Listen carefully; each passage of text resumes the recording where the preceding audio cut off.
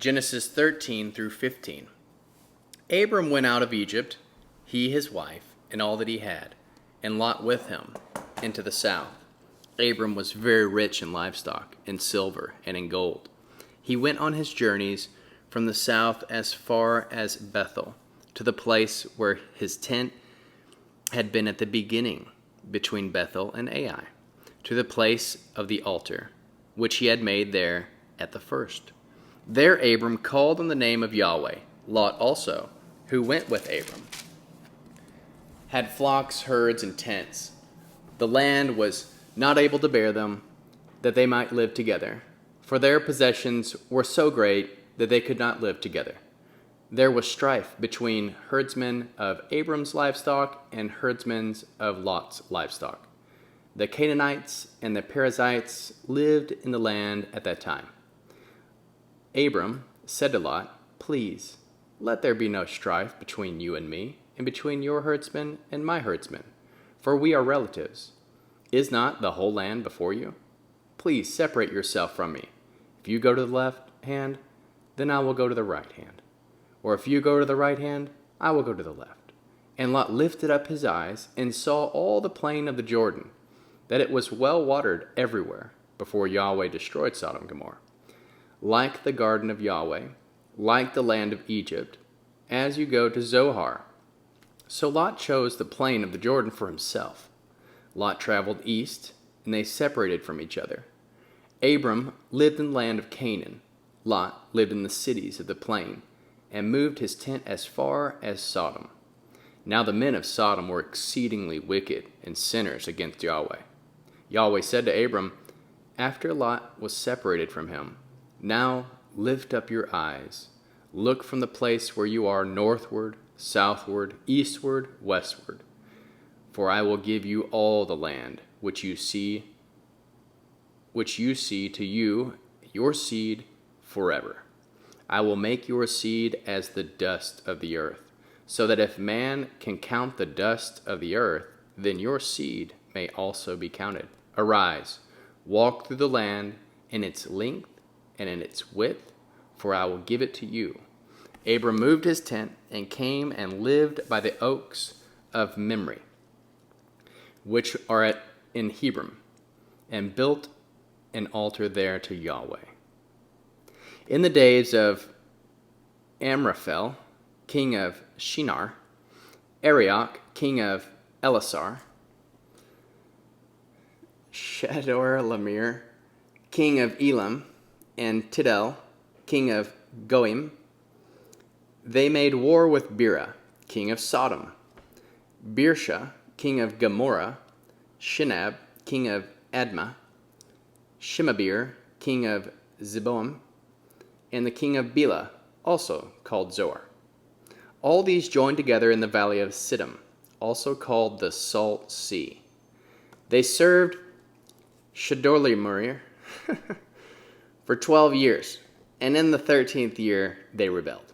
In the 14th year, Chedorlaomer came, and the kings who were with him, and struck the Rephaim in Ashtaroth, Karnaim, the Zuzim in Ham, the Emim in Shavah, Kirathim, and the Horites in their Mount Seir, to El Paran, which by the wilderness.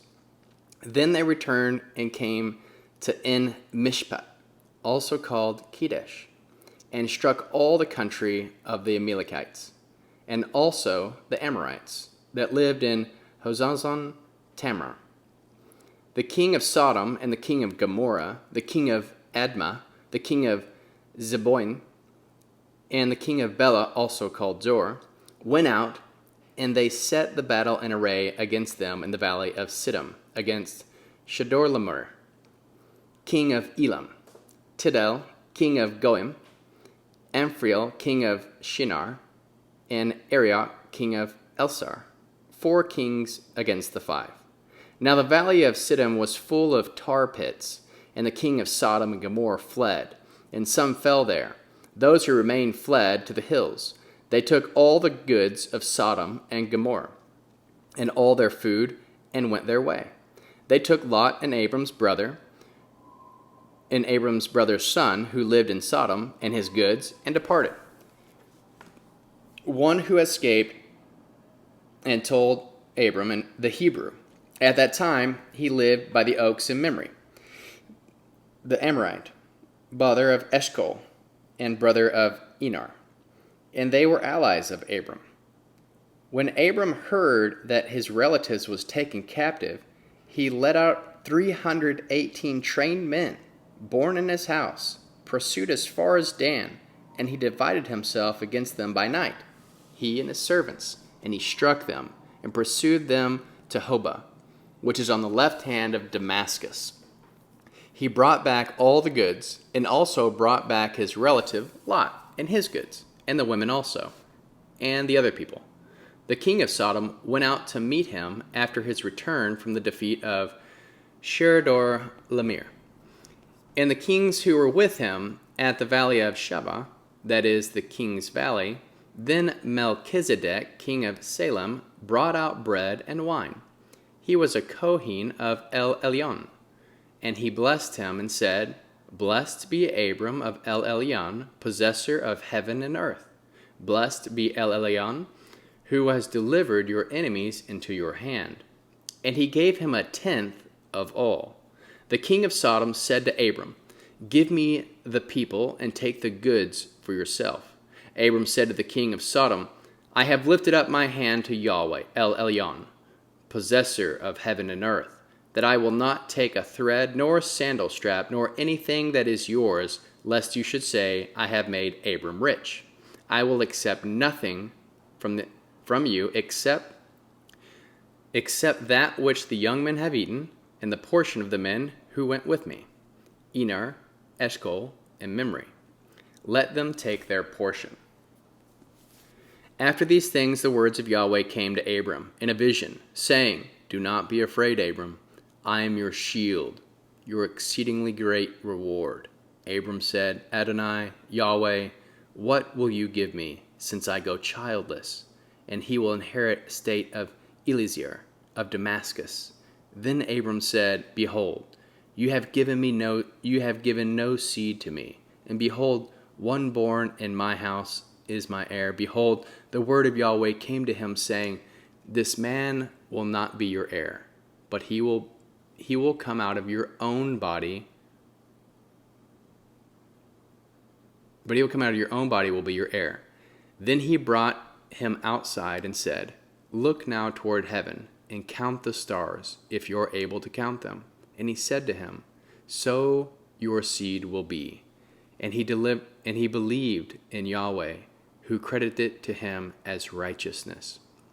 And he said to Abram, I am Yahweh, who brought you out of the land, out of Ur-Kasdim, to give you this land to inherit it. And he said, Adonai Yahweh, how will I know that I will inherit it? So he said to him, Bring me a heifer 3 years old, a female goat 3 years old, a ram 3 years old, a turtle dove, and a young pigeon. And he brought him all these, and divided them in the middle, and lay each half opposite the other. But he did not divide the birds. The birds of prey came down on the carcasses, and Abram drove them away. When the sun was going down, a deep sleep fell on Abram. Now terror and great darkness fell on him. He said to Abram, Know for sure that your seed will live as foreigners in a land that is not theirs, and will serve them. They will afflict them 400 years. I will also judge that nation, whom they will serve. Afterward, they will come out with great wealth, but you will go to your fathers in Shalom. You will be buried at good old age. In the 4th generation, they will come out again. For the iniquity of the Amorite is not yet full. And it came to pass that when the sun was down, and it was dark, that behold, a smoking furnace and a flaming torch passed between these pieces.